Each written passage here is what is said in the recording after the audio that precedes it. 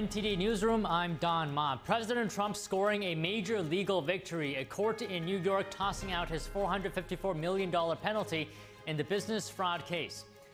President Trump will be patrolling the streets of D.C. tonight. What he says about the job the National Guard is doing. D.C. residents are reacting to Trump's takeover of the police department and deployment of federal law enforcement. What are they saying? Ukraine keeps pushing for a meeting with Russia, calling on the U.S. to possibly ramp up pressure on Moscow. How Vice President J.D. Vance responds. The Democratic Party is facing a voter registration crisis, according to a new report. What does this mean going into the midterms? Experts weigh in. Hurricane Erin staying offshore, but the danger is right here on our beaches. Deadly rip current, towering waves, and dozens of rescues in North Carolina. The warning tonight, stay out of the water.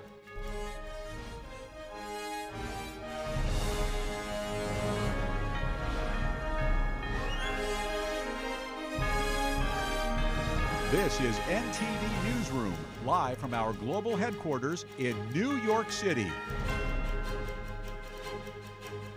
Good afternoon, and thank you for joining us tonight. Vice President J.D. Vance is in Georgia today. He's with EPA Administrator Lee Zeldin, visiting an industrial refrigeration manufacturing facility in Peachtree City. Vice President Vance is speaking about President Trump's One Big Beautiful Bill and the historic tax cuts it delivered to the working class. Let's take a look at that.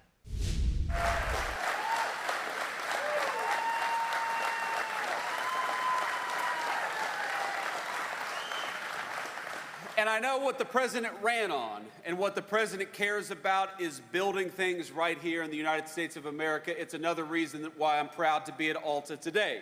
Because for a generation in this country, we had American presidents and American political leaders, and let's be honest, folks, it wasn't just Democrats, it was Democrats and Republicans who would ship our jobs overseas, close our factory doors, and do not a damn thing for the American worker.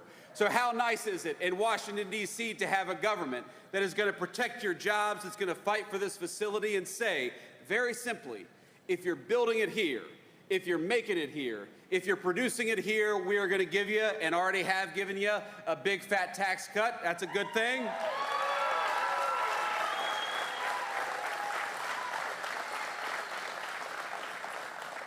But if you make it overseas, if you try to do something with a foreign worker as opposed to an American worker, if you try to ship our great American jobs and great American factories overseas, then you are going to pay a big fat tariff before you bring that crap back into the United States of America.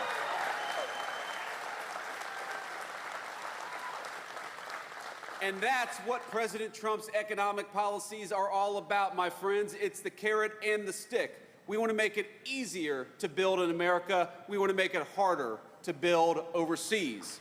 We want to make it easier to rely on our great American workers because we got a lot of them. American businesses ought to employ American workers. And we want to make it harder to employ foreigners to take those jobs from the Americans who deserve them.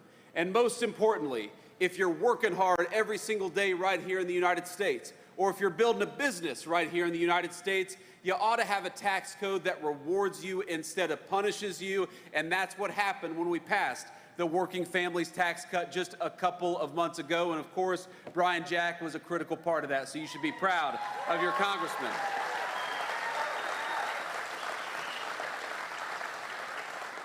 Now, what does this law mean for you? What this law means for you is that your take-home pay is going to go up over $10,000 over the next few years. What that means is that if you're working an hour of overtime, the federal government is going to keep its money the hell out of your pocket. Because if you're working hard, the government ought to leave you alone. Ain't that the truth?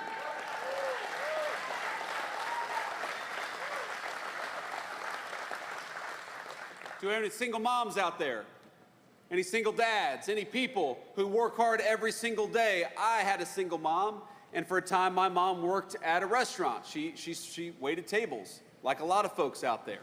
And you know what we did in this new law? We said that if you're working hard and you're making your income via tips, we are not going to tax tips anymore because we want to give everybody out there that's working hard for those tips a little bit of relief. And that's what the working families tax cut did. No matter where you are in this country, if you're working hard and play by the rules, you ought to have a government that stands up for you instead of fights against you. That's why we increased the child tax credit in the working families tax cut. That's why we eliminated taxes on overtime and on tips. And that's why we had the biggest tax cut for families that this country has ever seen, because we believe that you ought to keep more of your hard-earned money, and we believe that if you're busting your rear end every single day, the government ought to make it easier for you and not harder for you, and that's why we fought for that legislation.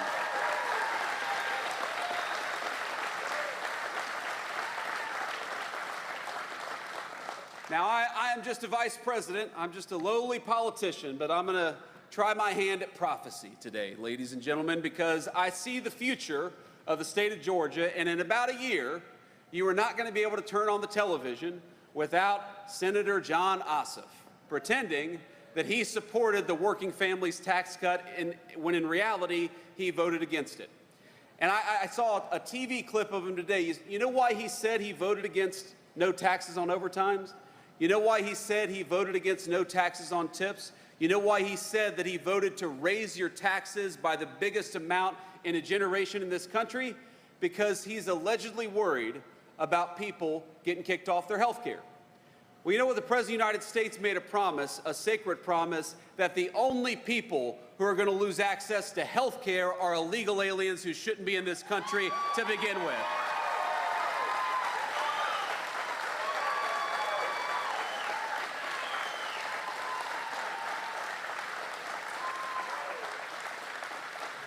Because I happen to believe that Medicaid belongs to American workers and American families. I happen to believe that when you are struggling in this country, we're generous people, and we want to help you.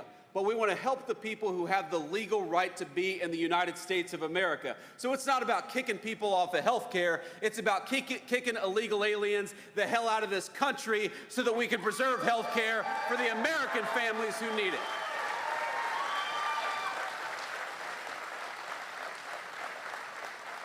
And that's what the Democrats never talk about. That's what they'll never tell you. They'll say, well, Republicans want to do this to health care. They want to do that. They want to do all these terrible things. When in reality, if you look at what the Democrats have done, what they've tried to do is to allow millions and millions of illegal aliens into this country, to give them benefits that ought go by right to American citizens, and then to attack Republicans when we dare to stand up for the American citizens who have the right to be here. So when you watch those TV commercials in a year, and Jon Ossoff, I tell you, he's going to pretend to be a reasonable moderate. He's actually going to run TV advertisements, I promise you, because I ran against a guy like this in the state of Ohio, where he says that he supported President Trump's agenda. But in reality, while Jon Ossoff pretends to be a moderate when he comes to Atlanta, he is a far-left liberal in Washington, D.C., and that's the only place that it actually counts if you're a United States senator. So why don't we ask Jon Ossoff, why did you vote to raise taxes? Why did you vote to keep illegal aliens on Medicaid? Why did you vote to bankrupt Medicare? Why did you vote to make sure that people who work overtime and earn their income from tips pay as much to the federal government as possible? And the simple answer is because Jon Ossoff, whatever he pretends to be in his television commercials, he doesn't give a damn about the 3rd District, and he doesn't give a damn about the people of Georgia, but we do, and we're going to fight for you every single day.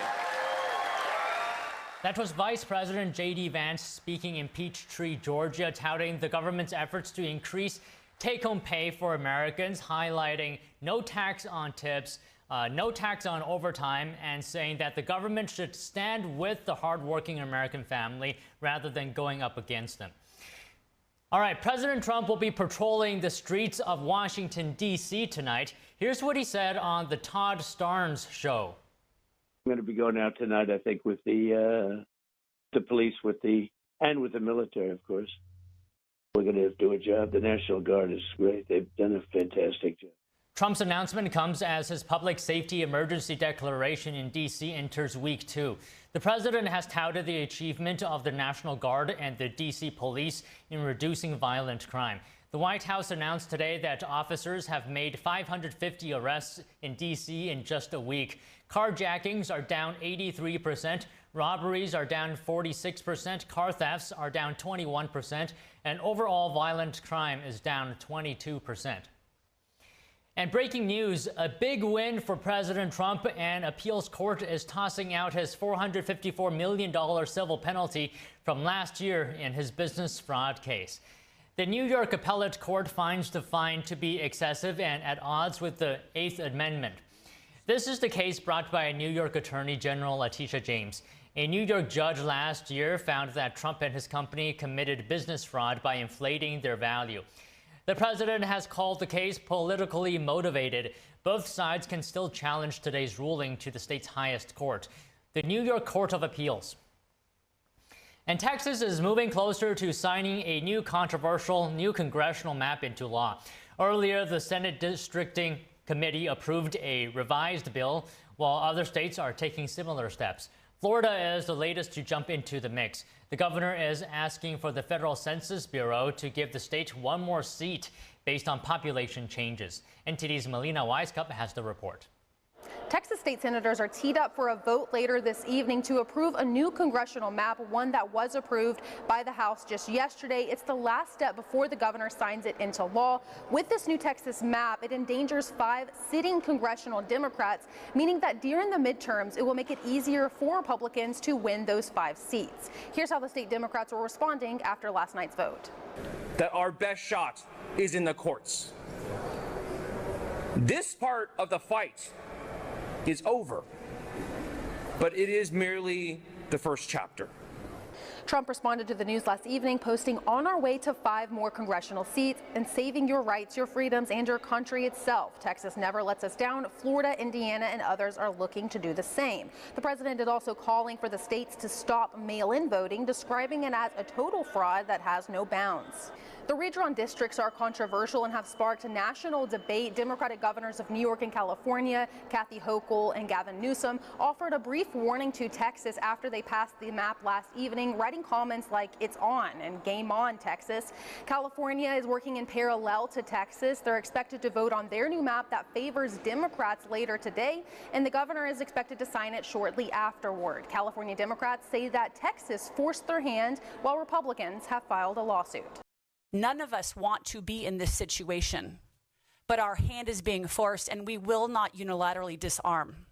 That is why we are here, and we are doing this in the most transparent way possible. I think we're going to defeat this. Unfortunately, we have this lawsuit that we lost today. We're going to continue to fight this here in the legislature, at the ballot box, and continue to tell other states, do the right thing, uphold democracy. And now we see Florida getting involved. Governor DeSantis says that their population in the state was undercounted in the 2020 census. Maybe get a tweak to the census, Supreme Court rule on racial gerrymandering, and then just accounting for the reality that Florida has had a big population shift. He's asking the Federal Census Bureau to reallocate seats based on new data. He's hoping to secure at least 1 more seat for Florida, but 1 seat gained in the red state of Florida is 1 seat lost from another state. Reporting from Washington, D.C., Melina Weiskup, NTD News.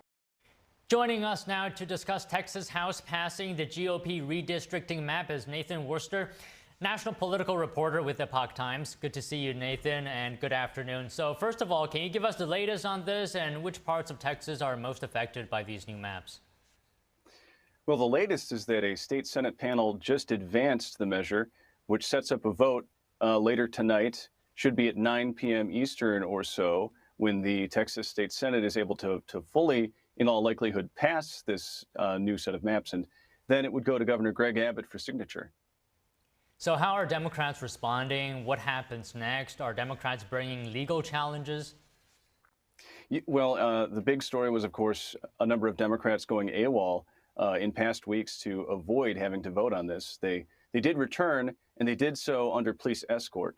So you actually had a member of the Texas legislature, Nicole Collier, a Democrat, who, as an act of protest, slept on the House floor. And she has already begun the process of suing over those police escorts. So far, we're also seeing moves from a group that includes the Democrats' nonprofit arm challenging redistricting, plus some other advocacy groups preparing to advance legal challenges. So the short answer is yes, this is teeing up a series of litigatory battles, as one might expect with pretty much anything involving redistricting, especially mid-decade redistricting. Nathan, how big of a deal is this for Republicans or Democrats in Texas? And what about the change in the balance of power in Congress? Well, I think it's important to put this in context. We're coming up on a midterm election, and for the party in power, which in this case would be the Republicans, there's always a fear of the changeover, at least in one chamber. In this case, the Republicans are looking at a pretty strong map in the Senate. They could even grow their power, but that very narrow majority, that is something they could be poised to lose. So we see Texas setting up what could be 5 seats. In parallel to that, we're seeing California now at the point where the legislature is poised to vote on their map, which might flip 5 seats as well. President Barack Obama has endorsed this move. In California, we can speak about this more. It's a little more complicated because it would ultimately have to be approved through a citizen referendum in November. But we're seeing this tit for tat between blue and red states, not just Texas and California, as was discussed a few minutes ago. We also have Florida, there's Ohio, Missouri, and Indiana in the picture as well. Can you go a bit more into detail about those other states that are doing similar moves? Yes, so in Ohio, a very important wrinkle is that this has to happen. You know, it's fairly complicated, but basically they're set up under their law to necessarily redistrict or, assess the composition of their map. And there could be a process whereby we have a more long-term map from Ohio, but most likely what's going to happen is we have another map that lasts several years. In Indiana, there has been some energy coming, I think, both from the Trump administration and then from the Indiana delegation in Congress, but there has also been some pushback. And in Missouri, the Governor Kehoe has said that this could happen, and a Republican official has mentioned a map that is apparently circulating in Washington. She said she hasn't seen it, but certainly looks like we're approaching fairly similar dynamics playing out in these other states ahead of the midterm elections.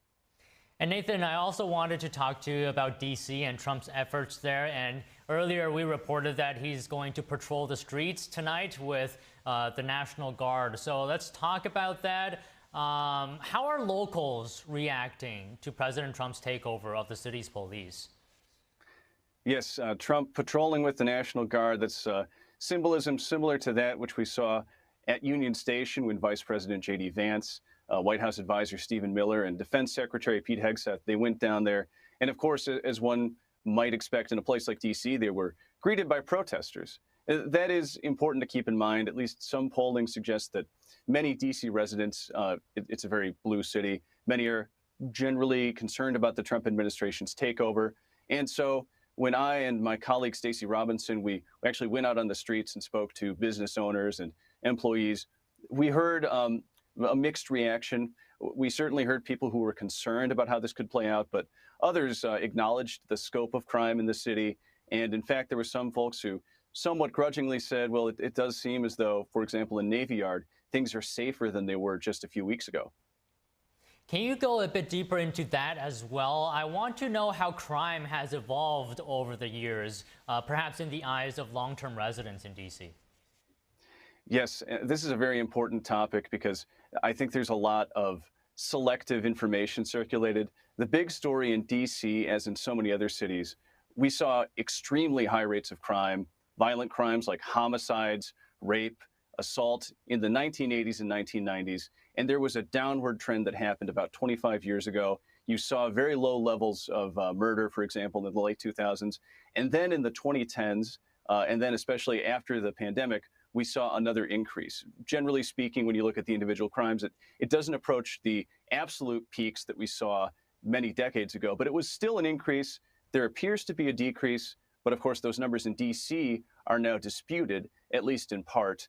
For long-term residents, for example, the owner of a convenience store in one somewhat dangerous neighborhood, she really stressed just how scary it was back in the 1990s. But even to this day, she's quite concerned about, for example, people who are suspicious in her eyes coming into the store, possibly targeting her. You get the sense that despite D.C. perhaps being better than it was in the 1990s, things are still a little bit edgy and perhaps even worse than they were 15 years ago or so. Nathan, just a couple more things. And After you've been talking to locals, what do they say about how they feel or the perception of safety after more law enforcement is patrolling the streets? Well, that convenience store owner, I think she gave me one of the best responses on this, which is, at this point, everybody's guessing. We're still not sure because in a lot of areas, there hasn't yet been much of an additional presence from the National Guard or law enforcement, for example, on Georgia Avenue, which is one place I visited. On the other hand, if you look at wards 7 and 8, that's where at least half, according to the Trump administration, of these surging arrests have been concentrated. And those are very high crime areas. I think that you also have to keep in mind the context of ICE operating alongside law enforcement, arrests of illegal immigrants.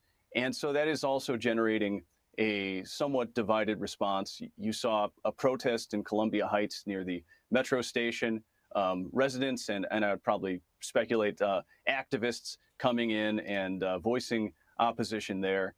But as I said, there are certainly residents, certainly business owners and employees who are just generally concerned about the scope of crime that they see every day. And you can also go on social media and see that at least some residents are reacting positively to what appears to be a less violent environment. Now murder-free DC is for, I believe, a week. Okay, Nathan, just one final thing. There have been hundreds of arrests since the takeover. What does that indicate? And why now? Because crime, homelessness, other things, these are long-standing issues. So why is this happening currently? Well, I think the answer boils down to one word, and that is Trump. The president has this power under the Home Rule Act to take control of the police, and he is flexing his power with the National Guard, getting cooperation also from governors in other states who are sending their National Guard to assist in this effort. I think you look at the capital of the United States, and we can get into the nitty-gritty of just how bad the homicide situation is relative to 2023. Big picture, though, DC is, by national standards, by international standards, a pretty unsafe place, especially if it's the seat of government. And I think we're seeing from the Trump administration on this issue, as in so many others, a desire to kind of upend the accepted way things are. And we are going to have to just see over the next few weeks and months if there's enough of a difference, and a difference that people perceive as positive, for this to really resonate as a massive change in the image and the atmosphere, the vibes of the nation's capital, this showpiece for the American Republic. Well, Nathan, thank you very much. It's been a pleasure to speak with you. Absolutely. Thank you, Don. Coming up, the European Commission outlined details of the new trade deal with Washington, which removes tariffs on U.S. goods while capping tariffs on key European exports. Don't go away for that.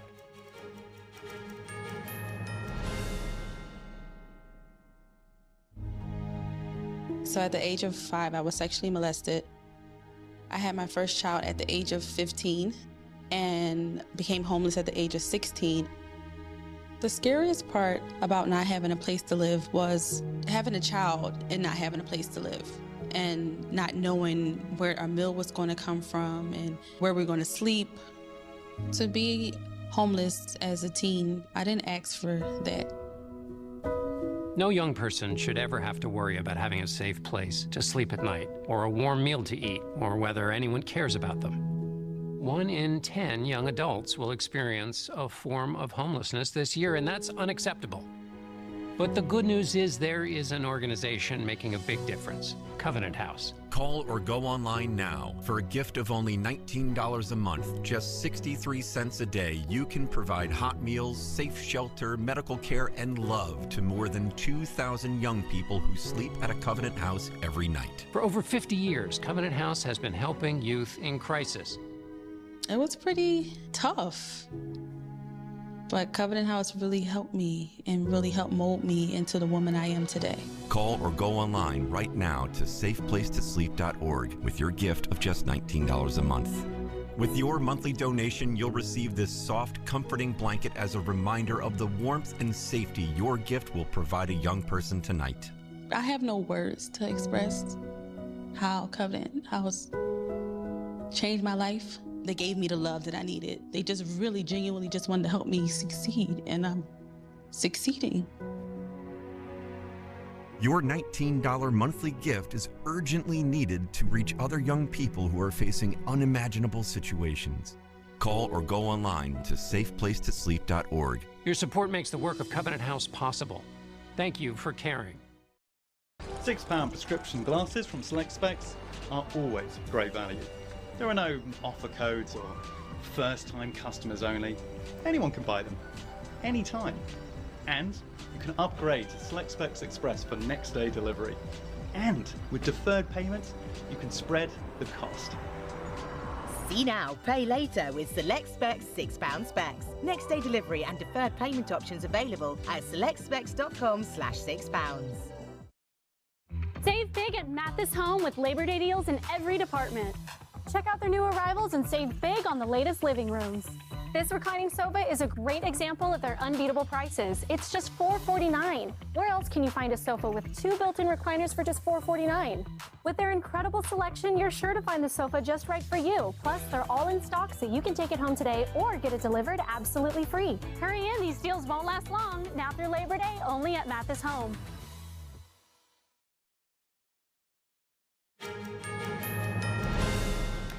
In July, President Trump called the trade deal with the EU the biggest deal ever. Today, the U.S. and the EU confirmed the agreement on tariffs and released more details about it. NTD international correspondent David Revez reports from Paris. 1 month ago, President Trump and EU Commission President Ursula von der Leyen agreed on a new trade deal. The joint agreement was detailed today by the European Commission. It states that the EU intends to eliminate tariffs on all U.S. industrial goods and provide preferential market access for a wide range of U.S. seafood and agricultural products. Starting September 1, the U.S. will impose a 15% tariff on most European goods, including semiconductors and lumber. In exchange, the EU will scrap tariffs on all U.S. industrial goods, including farm products like fruit, pork, bison, and nuts. The U.S. will only cut tariffs on European cars from 27.5% to 15% once Europe's tariff removal is written into law, according to the deal. Last month, Trump had said that drugs and chips were excluded from the new U.S.-EU trade deal, leaving them open to tariffs as high as 250% and 100%. But new details released today show both will now be capped at 15%, matching other sectors. The agreement also highlights that since the EU and US share one of the largest business relationships in the world, mutual investments would be highly profitable for both parties. As part of this effort, the European Union intends to procure US liquefied natural gas, oil and nuclear energy products with an expected offtake valued at $750 billion through 2028. European companies are also expected to invest an additional $600 billion in strategic sectors in the United States through 2028. In addition, the EU plans to purchase at least $40 billion worth of US AI chips for its computing centers. In a joint statement, the US and EU said this was a first step in a process that could be expanded as the relationship develops. On a final note, this deal can be viewed as an important step in a new US trade policy that is less dependent on China. The deal layers the World Trade Organization, which President Trump has long said has been too one-sided with China with its policies and arbitrage. These remarks echoes the word of the EU Commission President in June when she addressed the possibility of creating a new WTO based on freer trade rules. David Vives, NTD News, Paris. Ukraine keeps pushing for a meeting with Russia, calling on the U.S. to possibly ramp up pressure on Moscow. Vice President J.D. Vance gives his take on the meeting. Preparation and possibly security guarantees for Ukraine. NTD international correspondent Arian Pazdar has more on the Ukraine peace efforts. Ukrainian President Volodymyr Zelensky keeps pushing for a meeting with Russia's Vladimir Putin. A Kremlin spokesperson on Thursday said that it only makes sense for the presidents to meet once they agree on the details of a possible peace deal. Vice President J.D. Vance tells Fox News that he doesn't agree with that notion. We shouldn't say that they can't sit down until you've figured out every little detail. Sometimes them sitting down is what facilitates figuring out those details. Zelensky says he's ready for a meeting, adding that if the Russians are not ready, we would like to see a strong reaction from the United States. Vance lays out the two main issues in which Russia and Ukraine still have disagreements on. Ukraine wants to know that it's not going to get invaded again by Russia. It wants to know that it's got territorial integrity long into the future. The Russians want certain pieces of territory, most of which they've occupied, but some of which they haven't. The reason for Ukraine not wanting to be invaded again is why Western allies are currently working on security guarantees. That's, for example, by sending in peacekeepers from Western countries to make sure Russia doesn't invade again. Zelensky on Wednesday said he hopes that there will be more concrete plans for such guarantees within 7 to 10 days. And meanwhile, Russia also wants its own security guarantees. Moscow long seeks that Ukraine be demilitarized and stop trying to be allied with the West, saying Ukraine would remain neutral, non-nuclear and non-aligned. Arian Pastar, NTD News. The FBI is warning that Russian hackers have breached computer systems at power grids, water treatment facilities, and other critical infrastructure in the U.S. The hackers, tied to Russia's security service, allegedly stole configuration files from thousands of networking devices over the past year. Investigators say the hackers didn't just steal data, they snooped around to learn how the software running power plants and water facilities works. The Bureau says the hackers, dubbed Berserk Bear and Dragonfly, exploited outdated tech, no longer receiving security updates. The FBI says energy, water, waste, telecom, aviation, and government sectors are especially vulnerable as they struggle with outdated systems. Hurricane Erin is staying far offshore, but the sprawling storm is delivering dangerous conditions at beaches along much of the East Coast. Officials have had to make dozens of rescues this week. Here's more. Hurricane Erin might not be making landfall, but its impact is clear as it makes its way north off the East Coast.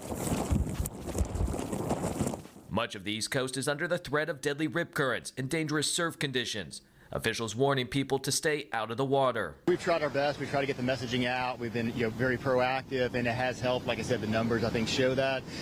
But again, it's still going to be very dangerous for these next couple of days. I'd imagine into Friday. North Carolina is under a state of emergency, and evacuations have been ordered in parts of the Outer Banks, where the storm surge has pushed water past the beaches and into the streets, seen here cutting off part of Highway 12.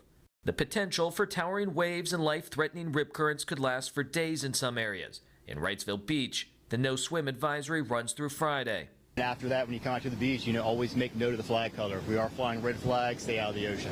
You are putting yourself in danger. And then when you are in distress, you need help, now you're putting one of my guards in danger coming out there to make that rescue. Hurricane Helene victims are getting an additional $96 million in federal funding. Department of Homeland Security Secretary Kristi Noem said this is to support communities in North Carolina devastated by Helene last year. The funds are being distributed through FEMA, the Federal Emergency Management Agency. This will cover more than 200 state and local recovery projects. This includes debris removal, road repair, infrastructure restoration, and more. Under President Trump's second term, FEMA has provided more than $322 million in reimbursements to support recovery efforts in the state. Coming up, the Democratic Party is facing a voter registration crisis, according to a new report. What does this mean going into the midterms? Experts weigh in when we come back.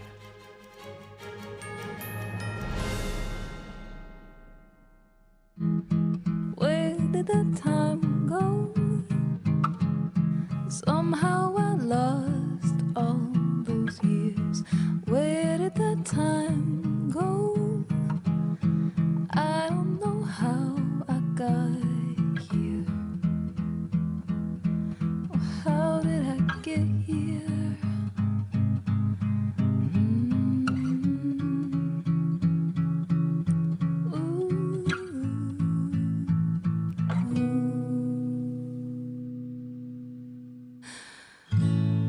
I can see now. You've done the hard part. You quit smoking. Now do the easy part and get scanned for lung cancer. If you smoked, you may still be at risk, but early detection could save your life.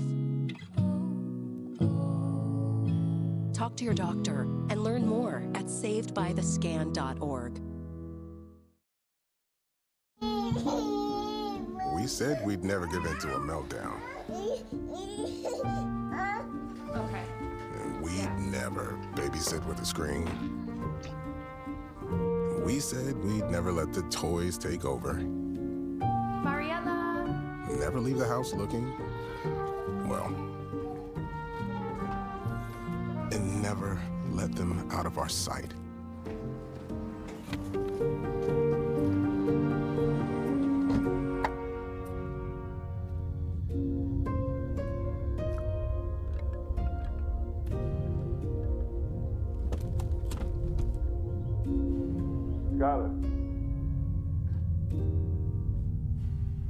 Skylar, come here. Cars get hot fast, and kids can be at risk. Before you leave the car, always stop, look, lock.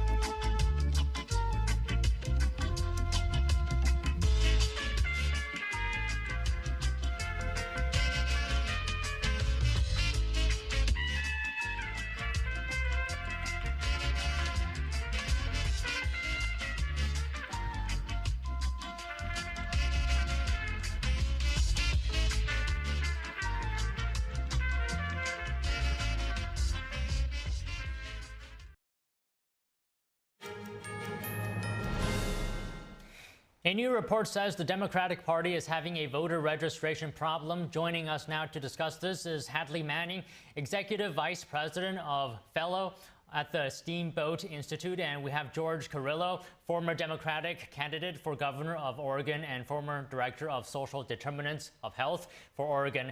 Good to have you both on again. Hadley, I'll start with you today. What do you make of this New York Times report titled "The Democratic Party Faces a Voter Registration Crisis"? Well, a few points. First of all, and I said this yesterday, but we're living in a time of very low public trust in all types of institutions. And this affects our major political parties, our media, our government, our academic institutions, even our social institutions like churches. People simply want to be unaffiliated. They want to be independent.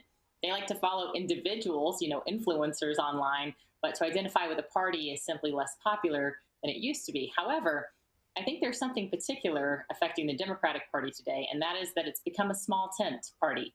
The right has become a big tent party where you have MAGA, but you also have the evangelical right, you have capitalists on the right, you have libertarians on the right, you have hawks on the right, you have doves on the right. Now, this makes for very interesting internal battles on the right, but it's a party that's even accepted a lot more populist ideas. Meanwhile, on the left, if people sense that there's some kind of ideological purity test to be a part of the Democratic Party, they're more likely to say, that's not for me, I don't have a seat at that table. So there's a few factors going on, but I think Democrats can reverse this. It's not the end of the line for Democrats, but it's certainly a short-term problem as we come up on midterm elections in 2026. So, George, how are you looking at this? What is your view with what's happening with Democratic voter registration numbers across the country? So we're seeing that we lost trust with the American people years ago. I would say back to 2020, 2021. We really embraced diversity, equity, inclusion, but yet we didn't practice those things in real life. When you didn't agree with the Democratic Party's stance on things, then you were excommunicated from the party. There was this cancel culture movement that happened, and it didn't benefit the Democratic Party. And then, you have MAGA that comes in, creates, I think, a large divide within the country. But I think that most people saw that they didn't necessarily fit in with the Democratic Party. And so you're seeing this uptick, what I believe right now, in independent voters, not affiliating themselves with Republicans nor with Democrats. And so I think that holds a lot of power right now in our political system, because people are saying, we don't necessarily agree with the right or with the left. You're going to have to work for our vote. And right now, that's what the Democratic Party really needs to get back to, is what are we talking about at our kitchen tables? What's the American people talking about that's really impacting their everyday lives? So Madeleine, what do you think about what's being said just now?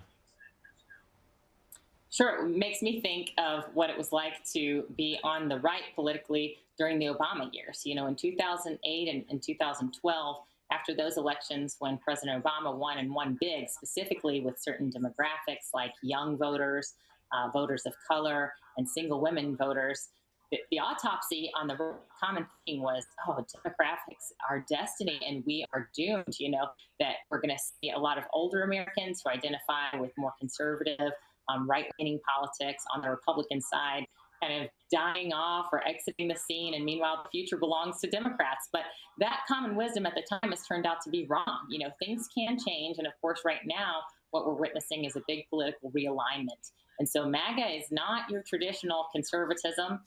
It is more broad and I would say more moderate in some ways, and also harder to predict. But that makes it a challenge to be the political opposition, where I see on the left a bifurcation between the more progressive left wing of the party and center-left Americans who maybe traditionally have identified as Democrats, but they aren't sure if the future of the party is one where they have a seat at the table.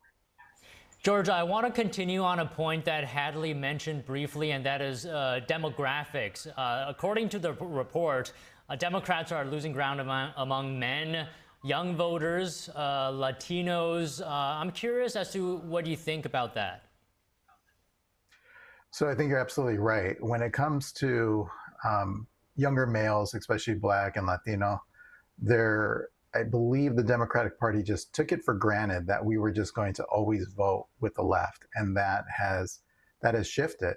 As you know, our culture is very complicated. There's a variety of different layers within our culture, and I believe that the Republican Party was able to pull more on those heartstrings and really understand the voter, and that's the reason why you saw a major shift in this last election, where more Latinos, more Hispanics in America today voted for Donald Trump than for Kamala Harris. And so they're really struggling with that. They're trying to find their voice.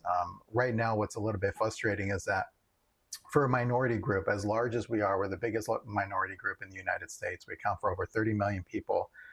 We have a crisis here in the country when we come to stabilizing our workforce and also with mass deportations, but yet we don't hear Democrats coming up with a solution. We've actually proposed a solution that we believe is bipartisan that would really help the U.S. economy and also bring peace to our community. And yet we have been waiting for Democrats to jump on board to really sort of take the mantle. But if the response is always going to be, well, we're just not in power right now, well, then you're going to probably lose the next, midterm election. We really need Democrats to stand strong and posture strong and come up with solutions. And this blaming back and forth doesn't help. And they need to realize that for minority groups, if you are going to want to represent us, then you have to work for our vote. You could just no longer take for granted that we're just going to vote on the left side.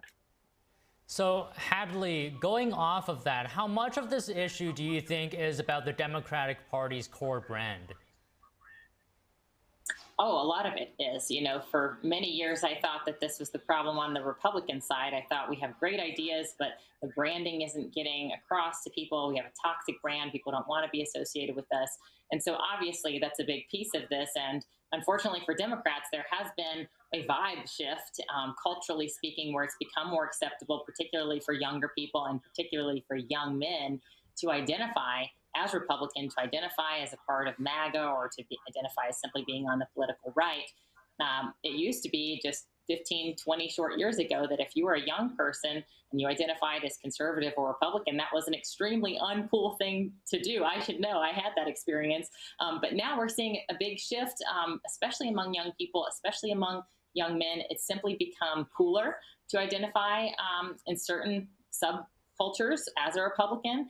The online element of this is not to be ignored or dismissed, that people are finding a lot more of their social interaction online and not in real life, not in person. And online, you can find more polarized communities, but you can also find a place to fit in if you are on the right and if you don't necessarily have that culture around you in a big city that might be dark blue, or in a university setting that might be more liberal leaning. You can find and connect with and network and even advocate online, which wasn't as much of an option, 10, 20, 30 years ago. Okay, George, can I get your response to what Hadley said? And as well, you mentioned the midterms earlier. What does the situation mean for the Democratic Party or Republicans going into midterms? Well, I think right now for the midterm election, we really need to put a valiant effort with getting our messaging back on. We are the party that believes in the working class. We believe in that people that are making more money should be paying a higher tax bracket, so that way we can have some sort of equity amongst all of our programs.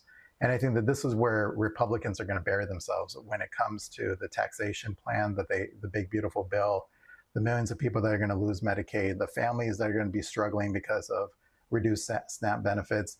These are all things that the Republicans are going to have to own. And of course, a lot of these things aren't going to happen till till after the midterms. But the next presidential race will be interesting. But our tactic cannot be that we're going to let Republicans just self-implode and then the only other option is to vote for a Democrat. That can't be our strategy. We have to have the right messaging. We have to start standing strong. We have to start standing united. We have to understand that as a party is what is our priorities. I always tell people, I've been a lifelong Democrat. That's never changed. But the priorities of the party have drastically moved further and further left.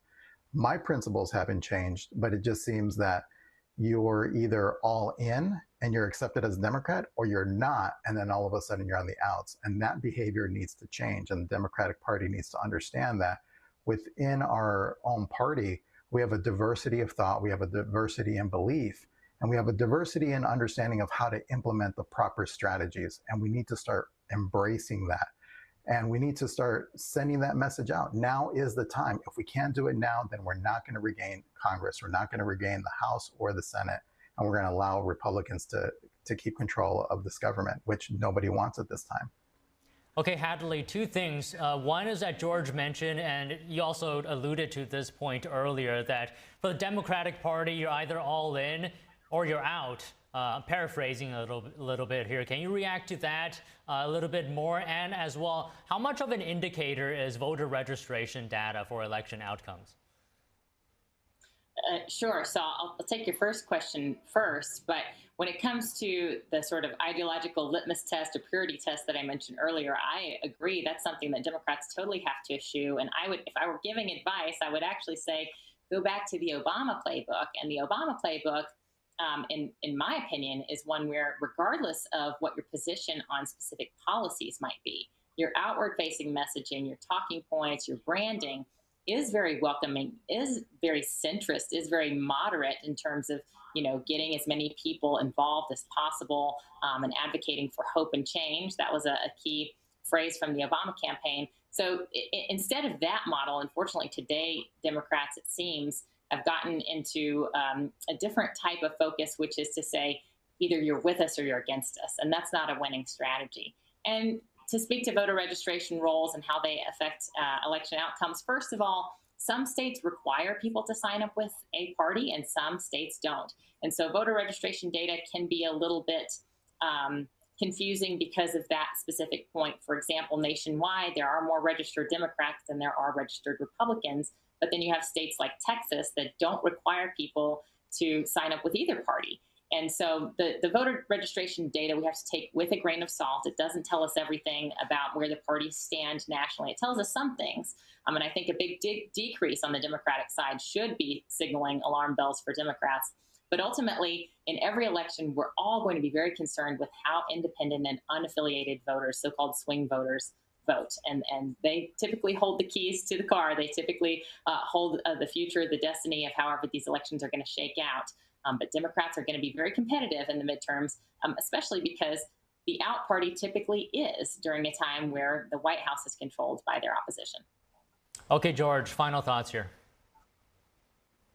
So my final thoughts is, this race is, we're in full swing now.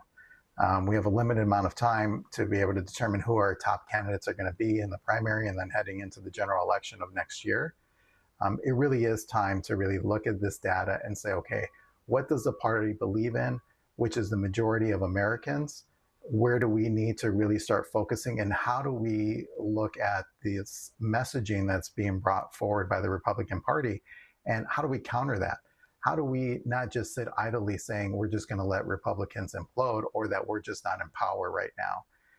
We really need to get to the hearts of what we are talking about every single day at our dinner tables, which is we are all worried about the U.S. economy. We are all worried about our pocketbooks. We are all worried about our healthcare and our education for our children. We need to get back to those roots, and we need to say that we can do it better and that we are going to be inclusive and we're going to invite everybody into the party and welcome that journey of really turning this dictator style approach of government right now into one that really represents democracy.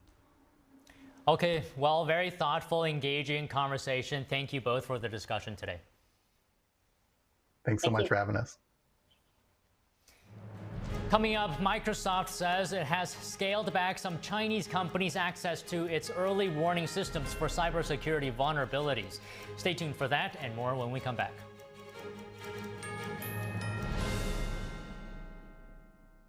Shenyun Creations, the streaming platform from Shenyun, featuring world-class dance, past programs, and all original music.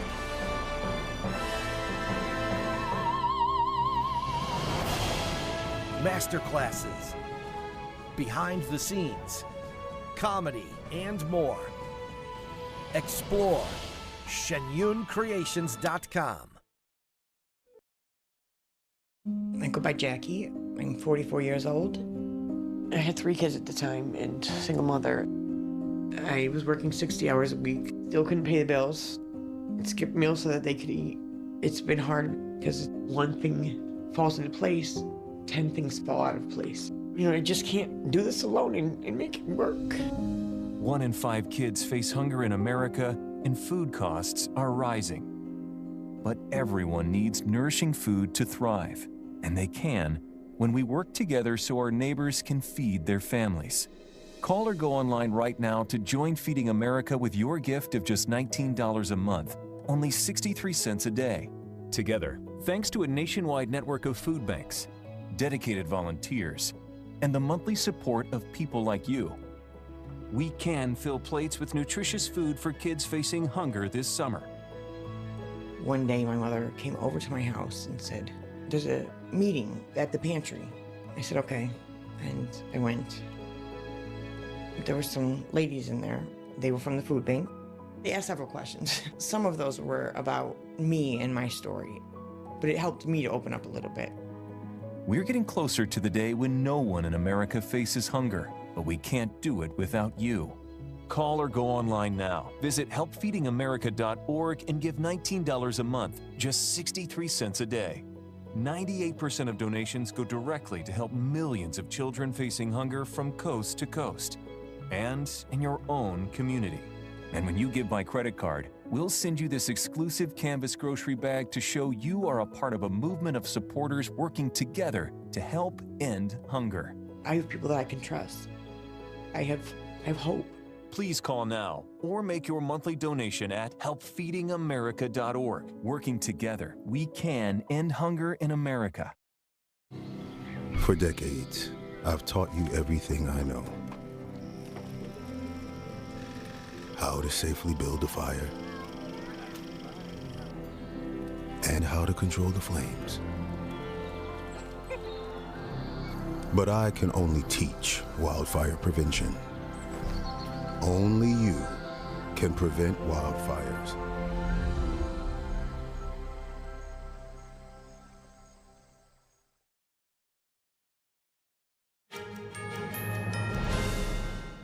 Microsoft says it has scaled back some Chinese companies' access to its early warning system for cybersecurity vulnerabilities.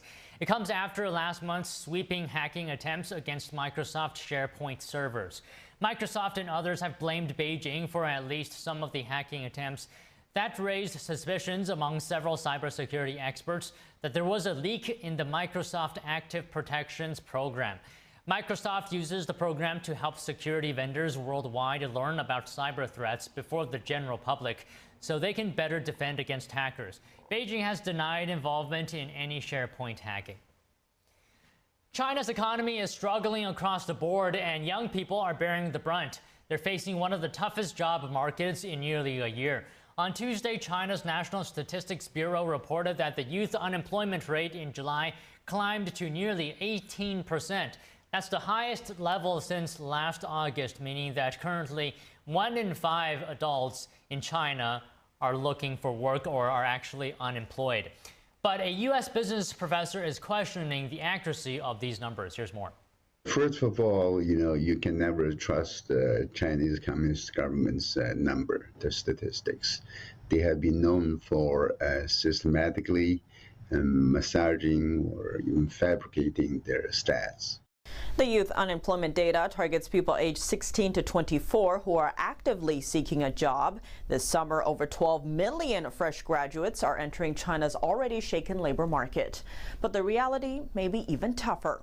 Actually, in fact, there are some Chinese scholars. There's one notable scholar from Peking University.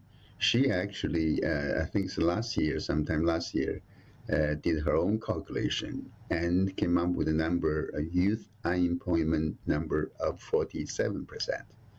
I think that's much closer to reality. So this 17% is just far from reality.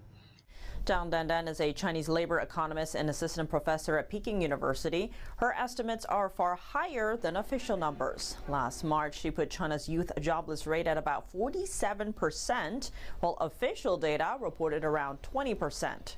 Critics and Chinese economists say China's method of calculating unemployment hardly reflects the full picture, since it excludes a large portion of the population.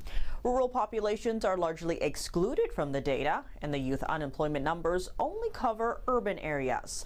The Chinese regime also has significant influence over official data. In 2023, authorities halted releasing data from July to November. And there's another factor making job hunting in China even more challenging. And I think the government's major drive for pushing AI is for its application in military use, in military, in weapons, in the system, so they can catch up with the U.S. in military technology. On the other side, on the other hand, to say AI, a wider application by Chinese companies of using AI is definitely going to hurt the job market even further. So that's kind of making it more complicated. Nearly 4 million people registered for master's entrance exams this year, hoping to land jobs with better pay and benefits. But will reality meet their expectations? As China focuses on the AI race with the U.S., many companies have started using AI to replace some skilled positions in fields like translation, banking, and sales. Analysts say this trend could deal a major blow to China's heavily educated labor force.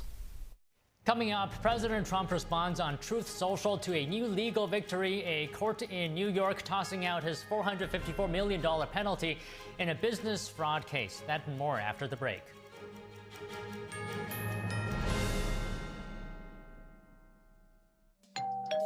Hi, I'm Ty Pennington, here for Choice Home Warranty. They protect my home from expensive repairs, and they can do the same for you.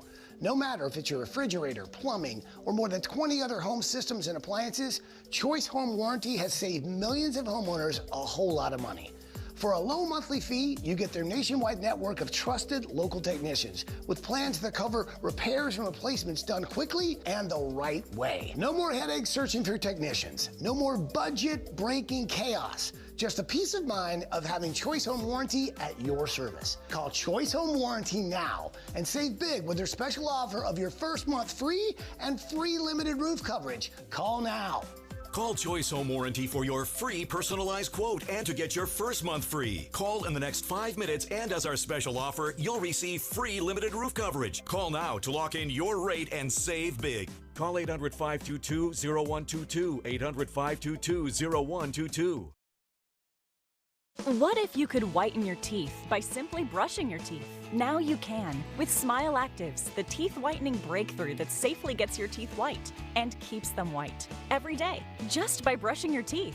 I never thought that whitening my teeth could be so easy. I just put the gel on the brush, the toothpaste on it, brush, and I can see my white teeth. Simply add Smile Actives to any toothpaste and our patented PolyClean technology activates into a powerful microfoam that penetrates into the enamel surface to safely lift and remove stains. You need a simple way to